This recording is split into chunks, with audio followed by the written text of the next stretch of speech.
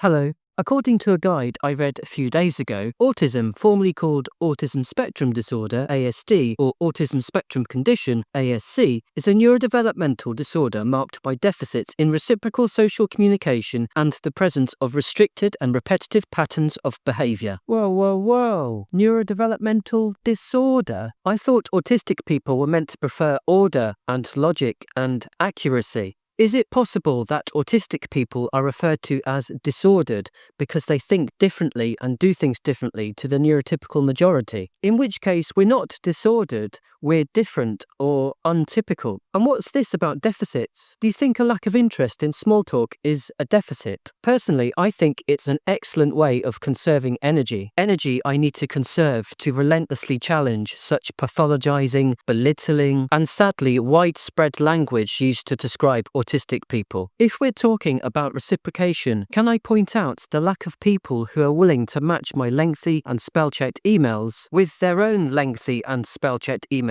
so we're both in no doubt what each other means? Do I go around telling everyone that people's unwillingness to reciprocate my own preferred mode and style of communication is a deficit? No. But I could do. I could say that short emails without much detail could leave too much room for miscommunication. I could say that neurotypical people's habit of saying things they don't mean and meaning things they don't say is an infuriatingly unnecessary deficit in reciprocal communication for autistic people, who generally crave clarity, not least because they've been misunderstood so many times before. And what's this about restricted patterns of behavior? A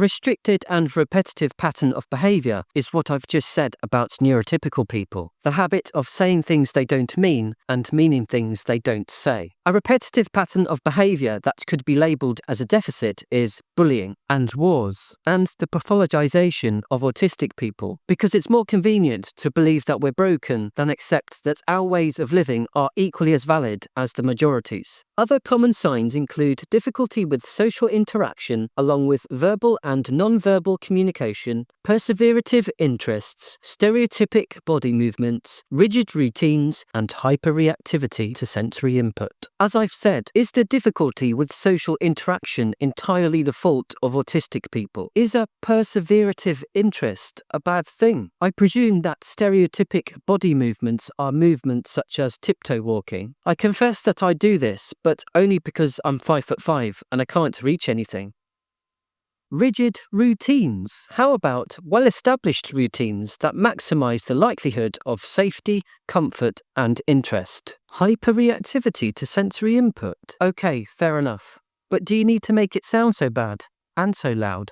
Hyperreactivity sounds like a villain's superpower. And no, I'm not going to talk about the superpower thing in this video. Autism affects the way a person communicates and how they experience the world around them. So does neurotypicalism. While autistic people share some similar characteristics, they are also all different from each other. Yep, just like every other human being in the world, we're all different. I'm not.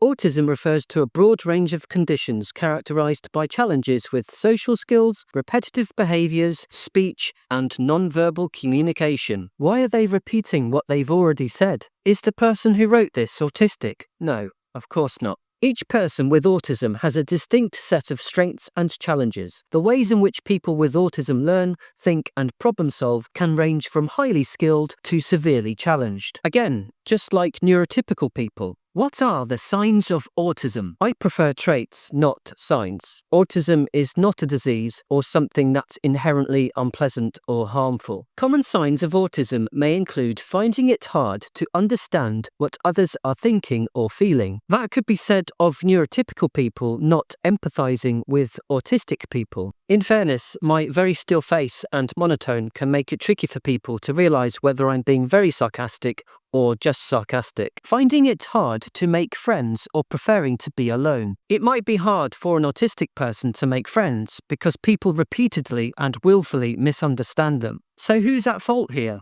And having experienced so many rejections, is it any wonder that an autistic person might want to be alone? Seeming blunt, rude, or not interested in others without meaning to. If I'm not interested in something, I'll tell you. And if that seems blunt or rude, so be it.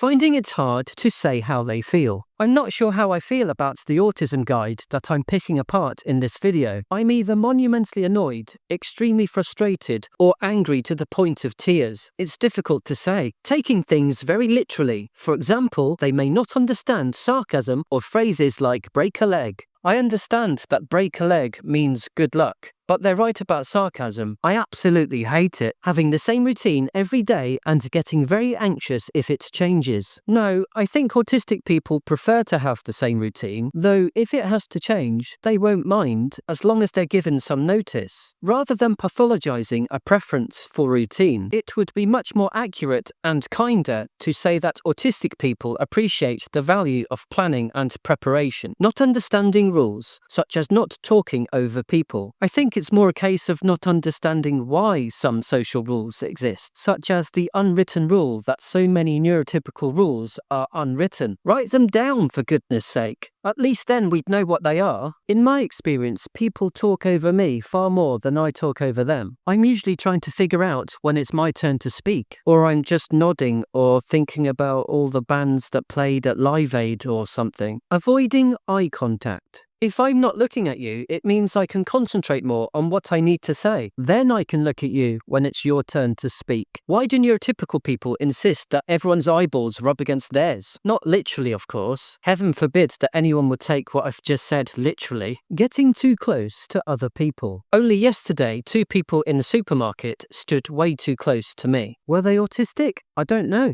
Noticing small details, patterns, smells, or sounds that others do not. Thank you for listening, and take care.